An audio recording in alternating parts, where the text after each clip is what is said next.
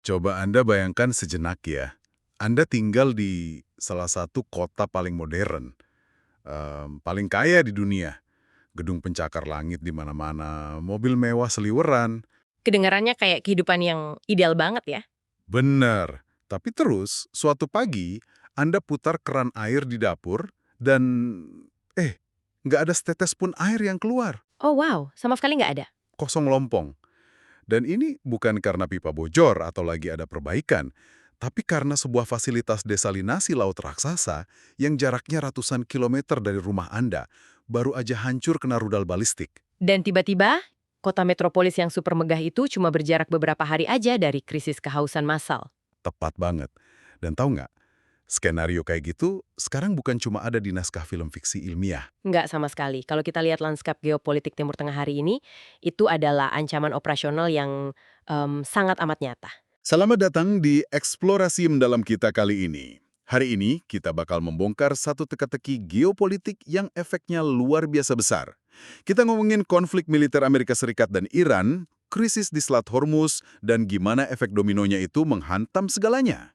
Mulai dari naiknya harga bahan pokok di supermarket tempat Anda belanja, landscape politik domestik di Washington, sampai ke ambisi global Tiongkok atas Taiwan, semuanya saling terhubung.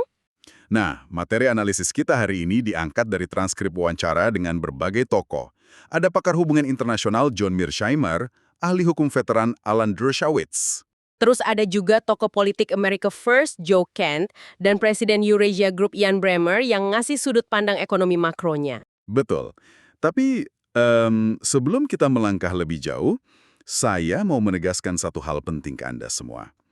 Sumber-sumber yang kita bahas ini memuat pandangan politik yang sangat tajam dan saling bertolak belakang. Sangat kontras, ada yang dari sayap kiri, sayap kanan, pendukung kuat Israel, sampai pengkritik keras Israel. Dan posisi diskusi kita di sini sama sekali tidak memihak.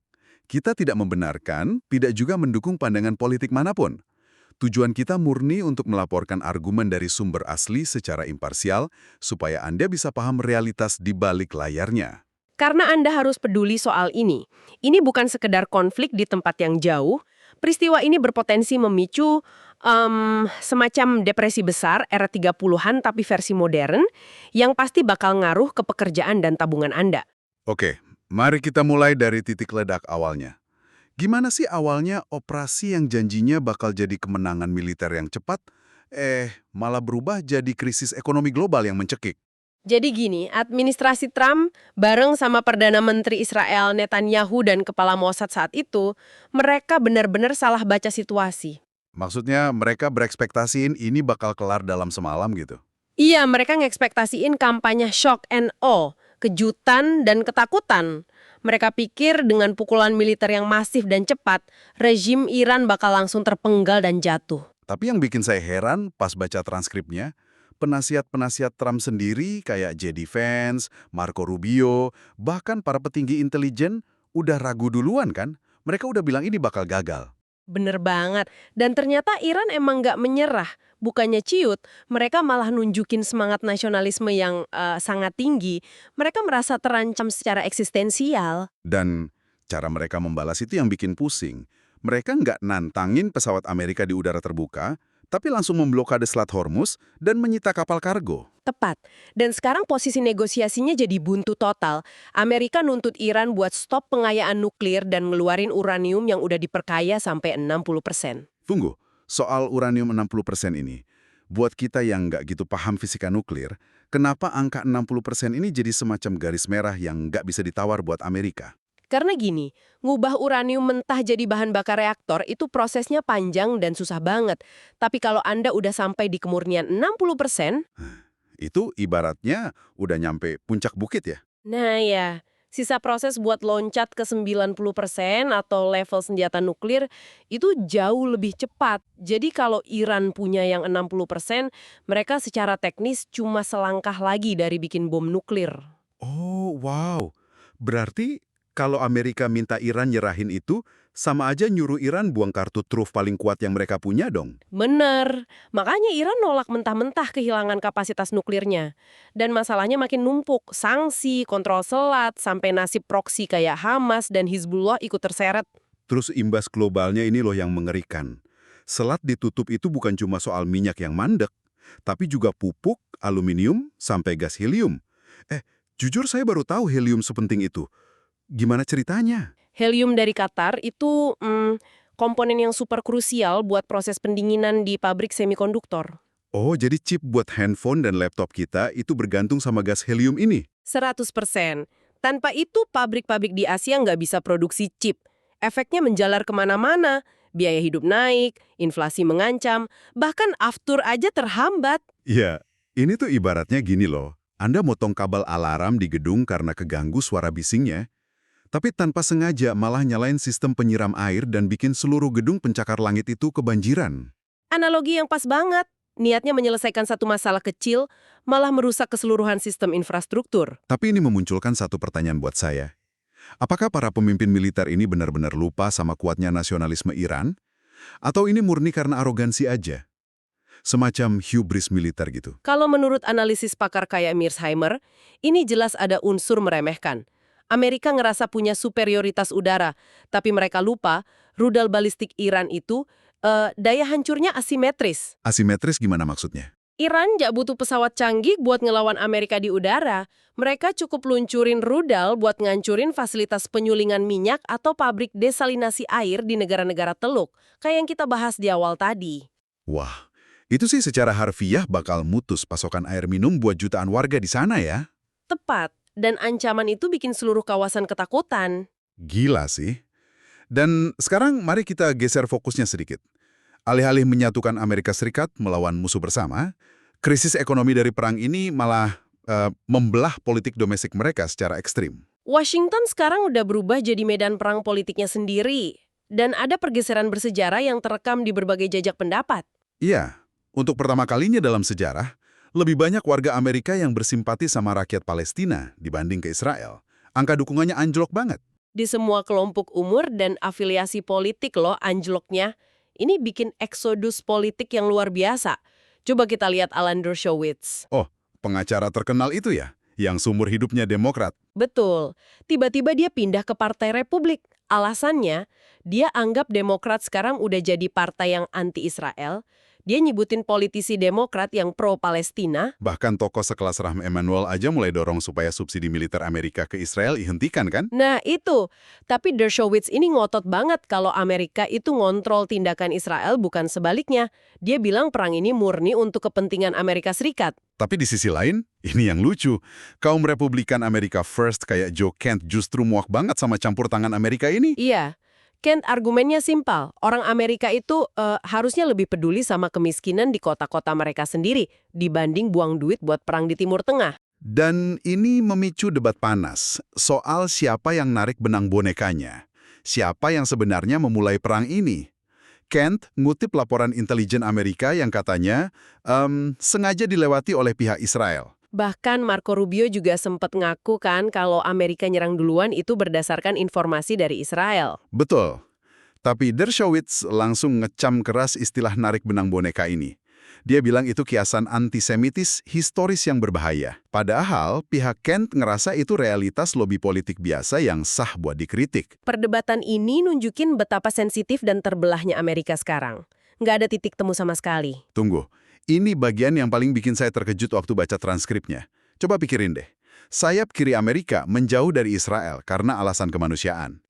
Mereka nggak tega lihat korban sipil. Sementara sayap kanan America First menjauh karena alasan finansial dan kelelahan perang. Bukankah ini berarti dua ujung spektrum politik yang biasanya saling benci mati-matian, tiba-tiba bergerak menjauh dari Israel lewat dua jalan yang sama sekali beda? Analisis yang sangat jeli. Itu fenomena politik yang sangat langka.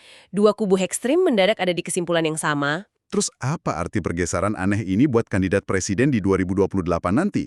Kayak J.D. Vance atau Marco Rubio, mereka sekarang milih bungkam total loh. Karena menurut para analis, ini tuh bom waktu politik.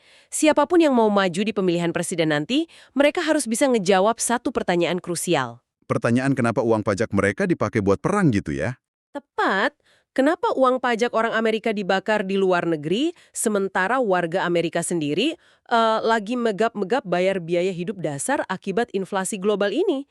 Siapa yang berani jawab itu sekarang? Makanya mereka bungkam. Masuk akal. Nah, waktu Amerika lagi sibuk berantem sendiri di dalam negeri, dan kaki mereka terjebak kuat di lumpur Selat Hormuz, pasti ada pihak lain yang nonton dari pinggir lapangan sambil makan berondong jagung, kan? Oh jelas. Dan Ian Bremmer menyoroti satu pemenang besar dari kekacauan ini, Tiongkok. Gimana bisa Tiongkok yang menang? Kan ekonomi mereka juga lagi lesu. Belum lagi harga komoditas global naik. Secara ekonomi jangka pendek, Tiongkok memang menderita kerugian, tapi secara jangka panjang mereka menang telak. Dunia, terutama negara berkembang, lagi marah besar sama Amerika. Karena Amerika dianggap biang kerok inflasi ini ya. Betul. Dan jangan lupa, Tiongkok itu punya cadangan komoditas rahasia yang jauh lebih besar dari yang dibayangkan orang. Mereka bisa bertahan lebih lama, dan Xi Jinping bakal manfaatin posisi tawar ini. Manfaatin ke siapa? Ke Trump? Iya, Xi Jinping tahu Trump bakal putus asa butuh kemenangan politik di dalam negeri. Jadi, Tiongkok bakal datang nawaran kesepakatan dagang besar-besaran. Kayak janji mau beli pesawat Boeing banyak-banyak, borong kedelai petani Amerika. Wah, semacam cek kosong buat ngebantu Trump menang pemilu dong. Tapi syaratnya apa? Nggak mungkin gratis. Syaratnya cuma satu, Amerika harus setuju untuk nggak lagi ikut campur atau menentang kalau Tiongkok mengambil alih Taiwan. Gila. Jadi Taiwan pada dasarnya ditukar sama stabilitas ekonomi domestik Amerika. Itu mimpi buruk buat sekutu Amerika di Asia. Dan mimpi buruk itu nggak cuma di Asia. Coba kita lihat sekutu Amerika di Timur Tengah. Negara-negara Teluk ini nasib mereka jauh lebih parah sekarang. Ah iya, negara-negara Teluk. Mereka kan punya rencana ambisius banget buat transisi ekonomi. Mau lepas dari ketergantungan minyak, bikin resor, pariwisata super mewah. Jadi semacam Swiss-nya Timur Tengah gitu. Rencana itu sekarang hancur lebur. Nggak ada sisa. Saya mikirnya situasi mereka ini ibarat membangun resor liburan mewah bernilai triliunan dolar, tapi persis di lereng gunung berapi yang lagi batuk-batuk keluar asap. Siapa juga turis yang mau datang kalau di atas kepalanya seliweran rudal? Nggak bakal ada yang berani liburan atau investasi di zona perang. Dan ketakutan ini akhirnya bikin Dewan Kerjasama Teluk atau GCC jadi terpecah belah. Fragmentasinya parah banget. Karena mereka sadar payung keamanan dari Amerika udah nggak bisa diandalkan lagi ya. Persis. Arab Saudi dan Uni Emirat Arab aja sekarang ngambil jalan penyelamatan yang beda jauh.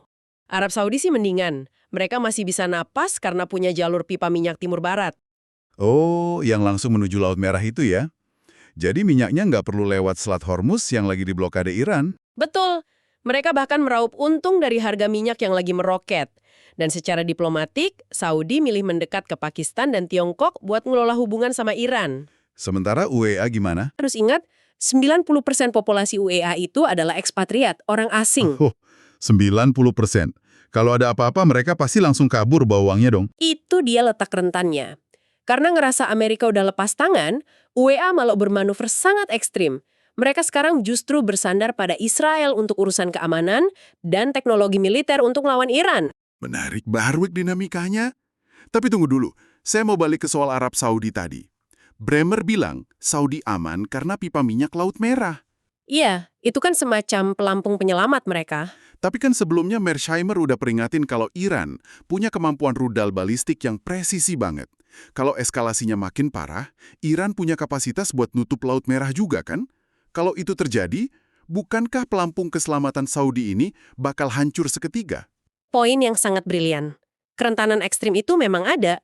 Pipa Laut Merah bukan jaminan 100% aman, dan justru karena Saudi sadar pelampung mereka bisa meledak kapan aja, makanya mereka lari cari perlindungan ke pihak lain.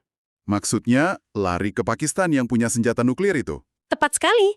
Setiap negara di Timur Tengah sekarang lagi lari kocar-kacir nyari aliansi baru, karena sistem keamanan lama yang dikontrol Amerika udah runtuh. Wow.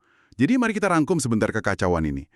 Gimana sebuah keputusan awal di Situation Room Gedung Putih yang tadinya mikir bakal cepat kelar, malah merembet kemana-mana? Merembet sampai bikin penerbangan di Eropa batal karena krisis aftur ya kan? Terus mengubah afiliasi partai politik pengacara veteran di Amerika, memecah belah aliansi negara-negara Arab terkaya, dan puncaknya malah berpotensi nentuin nasib Taiwan di tangan Tiongkok. Efek kupu-kupu yang luar biasa menakutkan. Ini bukti nyata kenapa kita nggak bisa cuma bergantung dari satu sudut pandang aja. Kita butuh perspektif pakar militer, pengamat ekonomi, sampai tokoh politik buat ngelihat benang merah yang nggak kelihatan kalau kita cuma baca sekilas. Benar banget. Nah, sebelum kita akhiri diskusi ini, saya mau ninggalin Anda dengan satu pikiran yang jujur cukup provokatif buat direnungkan. Silakan, ini dari semua data yang udah kita kumpulkan ya. Ya, coba Anda pikirkan, kalau negara-negara Teluk dan sekutu-sekutu kecil Amerika di seluruh dunia sekarang udah sadar sepenuhnya kalau mereka nggak bisa lagi berlindung di balik militer Amerika. Karena Amerika udah terbukti nggak selalu bisa diandalkan buat ngebela mereka. Betul. Mungkinkah krisis di Selat Hormuz ini secara diam-diam sedang memicu sebuah perlombaan senjata nuklir global yang baru, di mana setiap negara kecil sekarang ngerasa kalau mereka mau selamat dari dunia yang makin gila ini, satu-satunya cara adalah punya tombol nuklir mereka sendiri. Pikirkanlah itu.